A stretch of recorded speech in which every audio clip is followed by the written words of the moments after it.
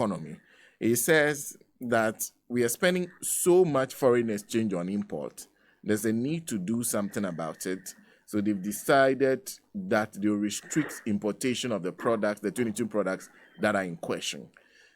Doc, you will agree that something needed to be done about the foreign exchange issue, don't you? Yeah, please. What did you say? I'm saying you agree that something needs to be done about the foreign exchange issue and the fact that we're spending so much on imports. Definitely, we do. And I've been spearheading that campaign that we have to even reduce excessive importation as one of the measures.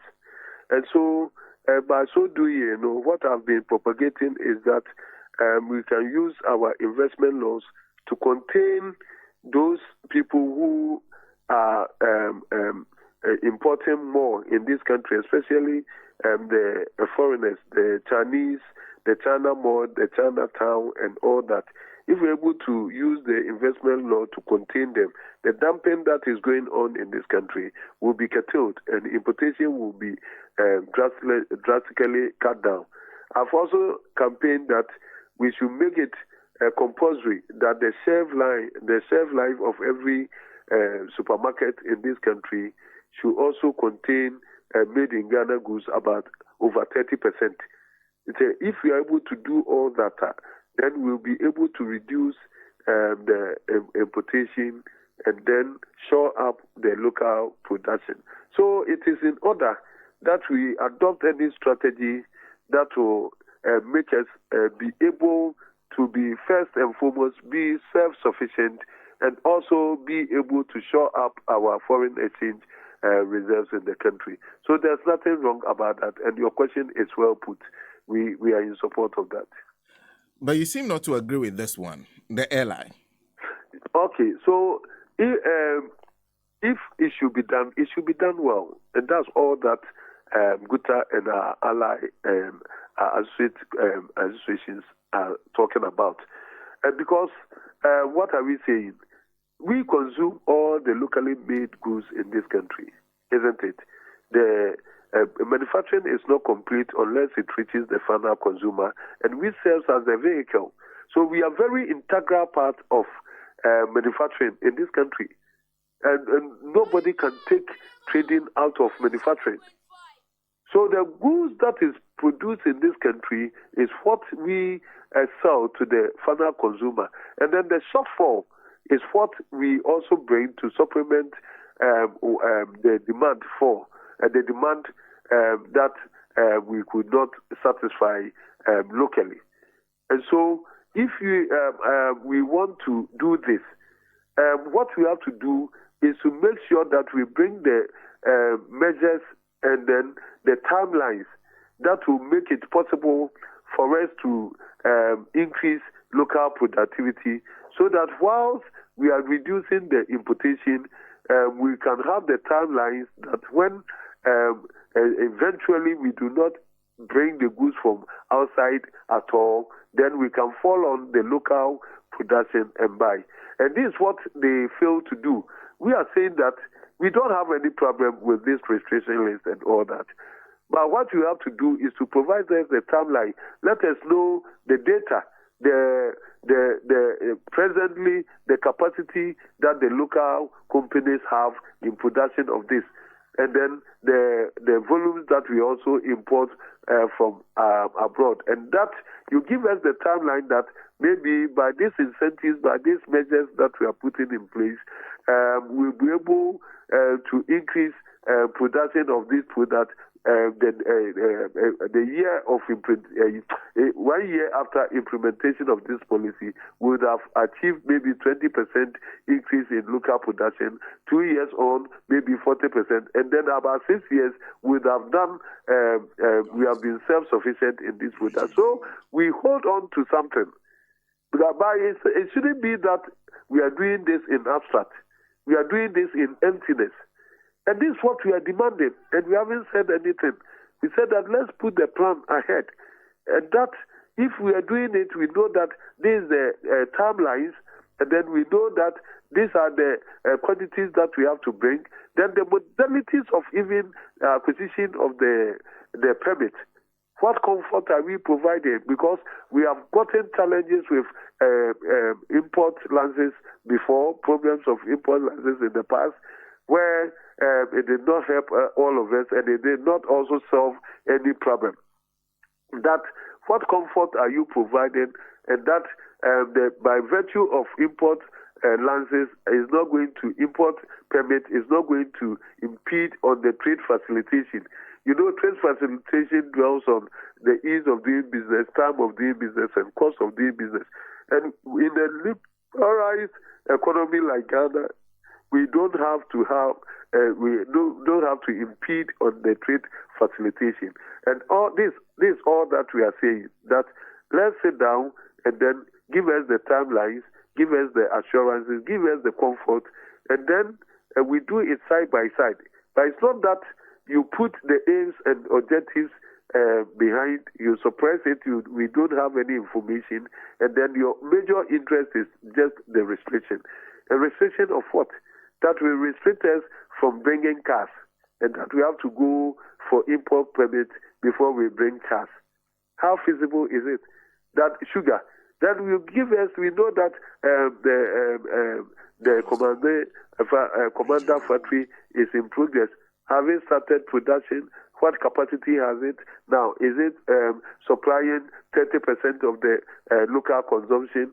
We don't have any such information. And then you said that we are restricting you from bringing what? So we have to get the information, and then we get the timelines, and then we know that we are doing something that is going to benefit all of us eventually. So you want to know, you believe that not the foundation that has been laid for this bill is not adequate, that you are not convinced.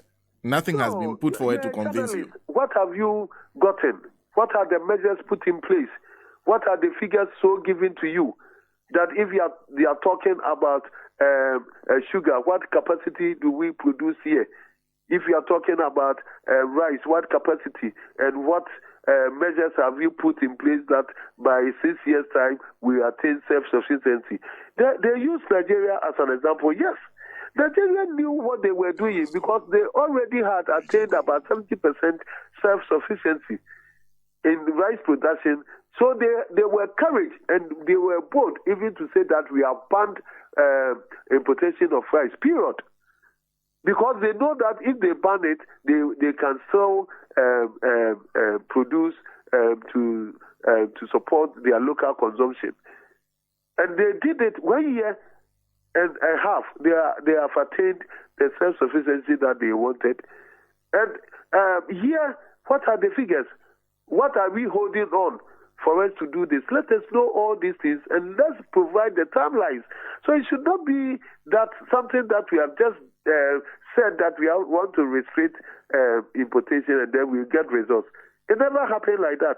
It will create unnecessary price hikes for the consuming public, and then also reduce the business of traders. And again, we are not having any solution in terms of local production. Then what have we done? So we have to look at the areas that the objectives should address, and the areas that we create the measures that will make the local production thrive, that we know the timelines, that from here to here, this is what we are doing and all that. If we are able to know all these things, then we can hold up to something. That, okay, when we restricted this, this is what you said. And this is the measures that you put down. But 6 years on, we haven't attained self-sufficiency. Do we still have to go on with this restriction? Don't you think we have the right to ask all these things? And that they just have to restrict us and then frustrate our business, and then nothing is actually also doing on the ground. And then what are we achieving? But Doc, for about 7 years now, this government has done planting for food and jobs, spent billions of cedis on it. Same for rearing for food and jobs. And then there's also the one district, one factory that they spend hundreds of millions of Ghana cedis on. This certainly should at least improve local capacity to the point where we can be doing something like this, shouldn't we? Shouldn't it? So give me the examples. You can't just talk in abstract that you heard that we are doing 1D, 1F. So you tell me that, for instance, when we did the planting for food, now the silos all from Techiman to Bolga and all that, the silos are all full with fries. Are you telling me that? Or you are just playing words for me? Because you are a journalist. Tell me, now fruit juices are bound. It's not that we are using the concentrate. We are adding the value chain. We are buying from the local producers of pineapple and all that to do this. Those that are doing well, like biscuits, nobody is even when you go to our ladies who used to import biscuits, it has reduced naturally because the local manufacturers have upped their game and they are competitive. So this is how this thing works. So the 1D, 1F, tell me, if you give me an example, then I will stand by the example and then give you answer. So if you know the volumes that have been produced, maybe, is it what? So if we can pinpoint on something, then we discuss. But we all know that we do not have these things that abound. We do not have these things that is self-sufficient. Let me tell you something that looks like self-sufficiency is the cement. Our own Jata cement is there. Our own Gasem is there. Our Diamond cement is there. And then sometimes Dangote cement that is under the Continental Free Trade is also coming. We have self-sufficiency in a way, and we are supported, and we like the product because they've done it well. Quality is okay, packing is okay, and Ghanaians are buying it. This is the example of industrialization, and that you do it, and then you are competitive, and that people will naturally, automatically patronize those things. So those that we have gotten there, like tissue papers and all that. Not so many people import these things now because the toilet rolls and all that. Many companies abound in the country, and we are buying. So this is what we are saying that what plans are you doing? For instance, the tiles industry have a lot of potential. So we are expecting that, okay, with the tiles, because we have the abundance of raw materials here, is the clay that our forefathers used to make Iowa and all that is what they use for these tiles. And then they are booming. So what plans are we doing that maybe we are going to add about 8 factories? You identify the traders, the local traders who are buying these things, get them the machinery, and then they produce alongside the 2 major producers here. And then we can become a hub of tire manufacturing in the whole of Africa by virtue of these 10 companies that will come. These are the plans that we want to hear from the ministry whilst we are trying to bring this restriction. So we are not even saying no. But we are saying something that will complement what we are doing, and that will become difficult. How is it difficult for you to spell out the plans and the modalities? How is it so difficult to bring the timelines of your own plan of enhancing our local productivity? So we are not demanding anything much, and we are not being selfish as people they want people to believe. Yeah. As we speak currently, because the conclusion of the petition you sent to Parliament is we strongly oppose this ally and will appreciate its immediate rejection in Parliament to allow proper consultations and dialogue. So far, the minority has managed to hold it, to keep him from laying it. But I don't know for how long that will take. What are you expecting from Parliament? Because if it's the minority alone, it will definitely fail. They will go ahead and lay it, and it will become law. We make our point so clear, and that normally you hear that, the policy was good, but the implementation was bad. If you want that thing to keep on going and to destroy the image of Ghana and what our attitude is, so be it. I know parliamentarians are very intelligent, and they will put 1-to-1 and see if this thing have to go or make it hold. So we have addressed most of the issues, then we bring it for a success. It's up to them to do it. But, Doc, let me conclude on this note. The trade in ministry actually does have the data of goods that Ghanaians consume. Now, what is the challenge if they are saying for some purpose or the other? Just tell us what you're going to import, the quantities in which we are going to import. We'll look at the data and agree or disagree with the quantities or even the import in itself. If you know what you're going to import will be consumed by Ghanaians ultimately. What's the challenge there? So this is what we have to ask the trade ministry, that what is the difficulty for them to produce these figures so that we start from there. That when we started the trade restriction, the import restriction, this was the capacity of the local manufacturer, and after 6 years on, this is the production of the local. So we have to have a reference, and then we have to know that this thing is actually working, so that when after the timelines we've given to me, and then I'm not to bring goods again, because the restriction that they are giving, it means that they are going to reduce year on year on. So it means after some time, we are not going to import again.